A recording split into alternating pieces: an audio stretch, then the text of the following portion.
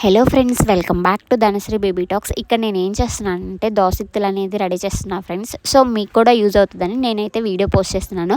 అసలు నాకు ఈ ఐడియా ఎందుకు వచ్చిందంటే ఫ్రెండ్స్, నేను దోసకాయ పప్పు చేసిన రోజు ఒక 3 to 4 దోసకాయలు పాడైపోయాయి. సో ఆ రోజు అనుకున్నాను ఎందుకు వేస్ట్ చేయాలి అని ఆ రోజు దోసెత్తులు చేశాను. సో యాక్చువల్గా మాది షాప్ కాబట్టి కొంచెం ఎక్కువ దోసకాయలే పాడైపోతుంటాయి కాబట్టి నేను ఇలా గ్యాదర్ చేసుకున్నాను దోసెత్తుల కోసం. ఇక్కడ మేమైతే కట్ చేసేసుకొని దోసెత్తులు అనేది సపరేట్ చేసుకుంటున్నాము. దోసెత్తులు అనేది దోసకాయ అనేది మెత్తపడితే చాలా ఈజీగా వస్తాయంట. సో ఇలా తీసుకున్న దోసెత్తులు అయితే ఇలా ఉన్నాయి చూడండి ఫ్రెండ్స్. సో ఇలా ఉన్న దోసెత్తులు ఒక 3 days కదలకుండా పక్కన పెట్టేసుకోండి, మూత పెట్టుకొని. 3 daysకి ఇలా అవుతాయి అనమాట. 4th or 5th dayకి ఇలా అవుతాయి. ఇలా అయిన వాటిని మంచిగా మనము హ్యాండ్ పెట్టి కలిపేసుకున్నాం అనుకోండి, రసంకి రసం, దోసెత్తులకి దోసెత్తులు సపరేట్ అవుతాయి. వాటిని మంచిగా స్ట్రెయినర్లో వేసుకొని కడిగేసుకోవటమే ఫ్రెండ్స్. అయితే ఇక్కడ నేను చాలా దోసకాయలతో చేశాను అనమాట. ఆ రోజు 4 దోసకాయలు పాడైపోతే ఆ రోజు ట్రై చేశాను. సో ఎన్నో దోసకాయలు తీస్తే కానీ మనకి దోసెత్తులు అనేది రెడీ అవ్వవు friends. For example 5 kgs of దోసకాయలతో మనం ఇత్తులు తీస్తే 100 grams అవుతాయి. ఆ రోజు నేను 4 దోసకాయలతో తీస్తే ఒక 15 grams అయ్యాయి అనమాట.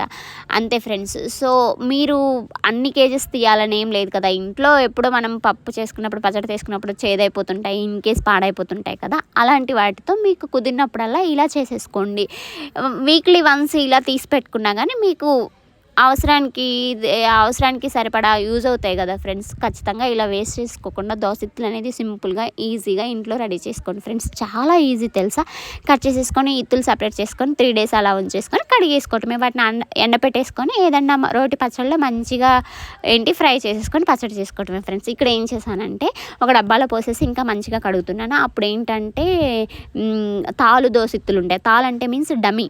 ఆ దోసెత్తులు అనేది పైకి తేలాడుతుంటే వాటిని ఇలాగే స్ట్రెయినర్లో వేసేసి ఇంకా మళ్ళీ శుభ్రంగా కడుగుతున్నాను అనమాట. అలా సపరేట్ చేసిన దోసెత్తులు ఇవి మంచివి. ఇవేమో కొంచెం తాలు దోసెత్తులు ఫ్రెండ్స్. వీటన్నిటిని శుభ్రంగా కడిగేసేసుకొని మంచిగా పైన ఎండ వస్తుంటే నేను ఎండలో ఆరపెట్టేసుకున్నా ఫ్రెండ్స్. ఎండలో ఆరపెట్టేసుకొని నేనైతే ఇక్కడ పైన కాపలా ఉన్నాను. తెలుసు కదా, మా ఊర్లో చాలా కోతులు ఉంటాయి. అది ఫ్రెండ్స్. ఎండినాక చూడండి ఎంత మంచి తెల్లగా ఉన్నాయో. అది ఫ్రెండ్స్ ఈరోజు వీడియో అయితే. ఈ వీడియో మీకు నచ్చినట్లయితే లైక్ చేయండి, షేర్ చేయండి, సబ్స్క్రైబ్ చేసుకోండి. ఇలాంటి మరెన్నో వీడియోస్ కోసం ఖచ్చితంగా నా ఛానల్ ఫాలో అవ్వండి. ఈ దోసెత్తుల వీడియో అనేది నేను లాంగ్ వీడియో పోస్ట్ చేశాను, చెక్ చేసేసేయండి.